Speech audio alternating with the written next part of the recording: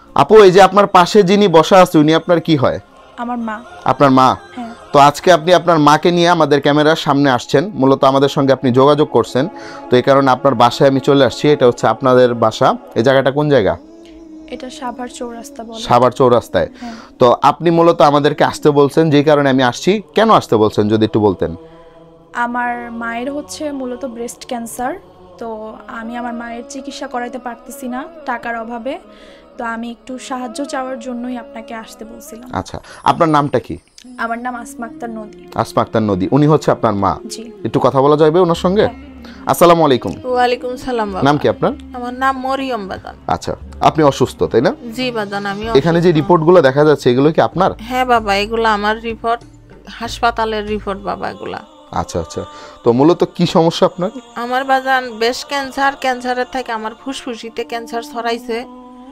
এখন এখন এখন আপনার কি করতে হবে, কি করণীয়? এখন বাবা আমি অনেক কষ্ট করে অনেক জনের সহযোগিতা আমি কেমোথেরাপি দিছি ক্যান্সারের জন্য। এখন বাবা সামনে আমার অপারেশন আছে, রেডিওথেরাপি আছে। এখন হচ্ছে আপনার মূলত সার্জারি করাইতে হবে না? এখন এই সার্জারি করাইতে গেলে মানে মোটামুটি যে টাকার দরকার ওই টাকাটা আপনার নাই। না বাবা, আমার হাতে চাইরা না। আপনার এখানে আমি যে দেখতে পেলাম এটা হচ্ছে মূলত, দর্শক আমি একটু দেখে আপনাদেরকে, যেটা হচ্ছে মূলত ওনাদের বাসা, আর এইখানে মূলত হচ্ছে এই যে ওনারা রান্না বান্না যা কিছু আছে সবকিছু এখানে হয়। তো খুবই নিম্নবিত্ত একটা পরিবার। আপনি এখানে আপনার মেয়েকে দেখতে পারতেছি, মেয়ে ছাড়া আর বাকি কেউ নাই আপনার? আমার আল্লাহর দুনিয়াতে উপরে আল্লাহ ছাড়া আর মেয়েটা ছাড়া আমার কেউ না। আমার স্বামী মারা গেছে আজকে 9 বছর। আচ্ছা আচ্ছা। আমি মেয়েটাকে বাবা অনেক কষ্ট করে মানুষের মানে ও ছাড়া আপনার আর কোনো মেয়ে নাই বা ছেলে নাই? একটা মাত্রই মেয়ে, একটাই সন্তান আমার। আচ্ছা, তো আপনি একটু মানে বলবেন আপনি এমনিতে কি কোনো কিছু করেন? আমি একটা কাপড়ের দোকানে জব করি। আচ্ছা আচ্ছা, আপনি তো লেখাপড়া করছেন কত দূর? ইন্টারমিডিয়েট কমপ্লিট করছি। আচ্ছা, তো এই ইন্টার কমপ্লিট করার পরে আপনি একটা কাপড় দোকানে জব করতেছেন, আসলে এটা কেন? আসলে নাকি মানে মায়ের চিকিৎসার জন্য ভালো কোনো কাজ পাচ্ছেন না নাকি, একটু যদি বলতেন আর কি। ভালো কোনো কাজ পাচ্ছি না বলতে আমার মাকে আমার প্রতি মাসে মাসে ধরেন 12-13 দিন হসপিটালে নিয়ে দৌড়াদৌড়ি করতে হয়, তো এমন তো কোনো জব নাই যেখানে আমাকে 12-13 দিনই ছুটি দিবে। আচ্ছা, তো আমি যে কাপড়ের দোকানে জব করি ওখানেও আমি হচ্ছে 12-13 দিন বাদে যেই দিনগুলোতে শুধু মানে কাজটা করতে পারি কাপড়ের দোকানে, শুধু ওই দিনের স্যালারিটাই আমাকে দেয়। ও আচ্ছা আচ্ছা, মানে যেই কয়দিন কাজ করেন ওই কয়দিনের পেমেন্ট পান আর কি। হ্যাঁ। তো মোটামুটি ওইটা দিয়ে আর কি কোনোভাবে মায়ের চিকিৎসাটা চালাইতেছেন? এটা কি মানে হচ্ছে ওই টাকা দিয়ে হয়? না, ওই টাকা দিয়ে হয় না। তাইলে আপনার চিকিৎসা চলে কেমনে? চিকিৎসা চলে বলতে ভাইয়া, এই যে আমার আম্মুর কেমোথেরাপি গুলোর সময় আমাদের আশেপাশের কিছু মানুষজন আমাদেরকে সাহায্য করছে। এলাকাবাসী। হ্যাঁ। আচ্ছা আচ্ছা, তো এখন তাইলে মোটামুটি এখন অপারেশনের জন্য যে পরিমাণ টাকা দরকার, কেমন কি টাকা দরকার?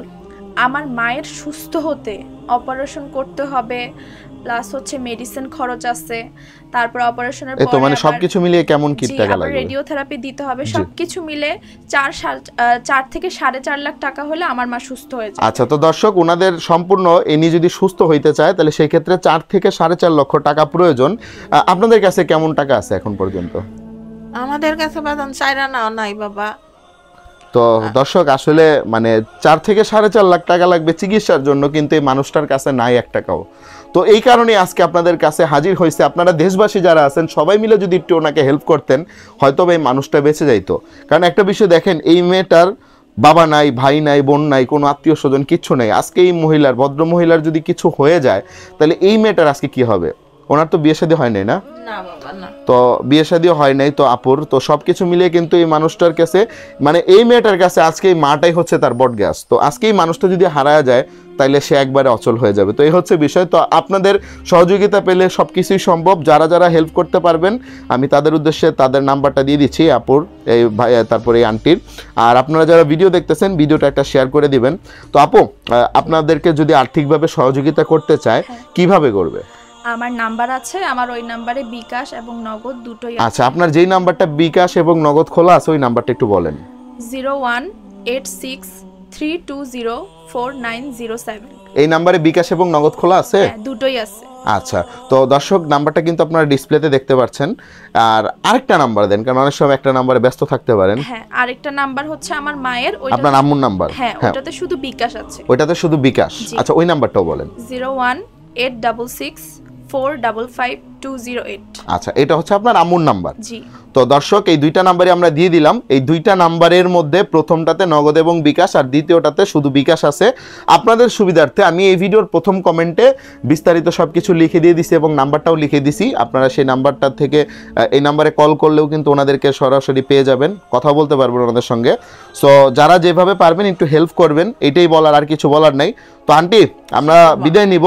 আমি ইনশাল্লাহ আশাবাদী যে আমার যারা দর্শক আছে অবশ্যই আপনাকে হেল্প করবে, আপনি সুস্থ হবেন। তো আলহামদুলিল্লাহ। এখন দর্শকদের উদ্দেশ্যে আপনার কিছু বলার থাকলে বলতে পারেন। বাবা, আমার দর্শকদের উদ্দেশ্যে এতটুকুই যে আমার সন্তানের মতন, আমার ভাই ব্রাদারের মতন, আমার মতন বয়স্ক যে আমার সন্তানের মতন, তাদের কাছে আমার অনুরোধ যেন আমার মেয়ের মুখের দিকে তাকাইয়া যেন আমার পাশে থাকে। তারা আমার মেয়ের মুখের দিকে তাকাইয়া যেন আমার একটু সাহায্যের হাত বাড়ায়। ইনশাআল্লাহ আপনি সুস্থ হয়ে যাবেন। আমরা আশাবাদী যে আপনি সুস্থ হওয়ার পর আবার আপনার একটা ভিডিও আমরা করব। তো এখানে আমি একটু দেখাইতেছি। আপনার নাম কি বলছিলেন আন্টি? মরিয়ম বাবা। এই যে দেখেন, এই যে মরিয়ম, তো এটা হচ্ছে ওনার। এইগুলো এখানে বিভিন্ন ধরনের হচ্ছে চিকিৎসার কাগজপত্র থেকে এ টু জেড শুরু করে আছে। আর বিশেষ করে হচ্ছে ওনারা মেডিকেলে দৌড়াইতে দৌড়াইতে আজকে একবারে টায়ার্ড, ক্লান্ত, ঠিক আছে। এরকম আরো অনেক রিপোর্ট, ওই যে ব্যাকভর্তি রিপোর্ট আছে এটার মধ্যে। তো এছাড়া হচ্ছে গিয়ে এক্সরে রিপোর্ট থেকে শুরু করে এ টু জেড যা কিছু আছে সবকিছু এখানে আছে। আরো বিস্তারিত জানলে আপনারা ফোন দিয়ে জেনে নেবেন ওনাদের কাছ থেকে। সো আজকের ভিডিওটি এ পর্যন্তই। আপু, দেশবাসীর কাছে আপনার কিছু বলার থাকলে বলতে পারেন।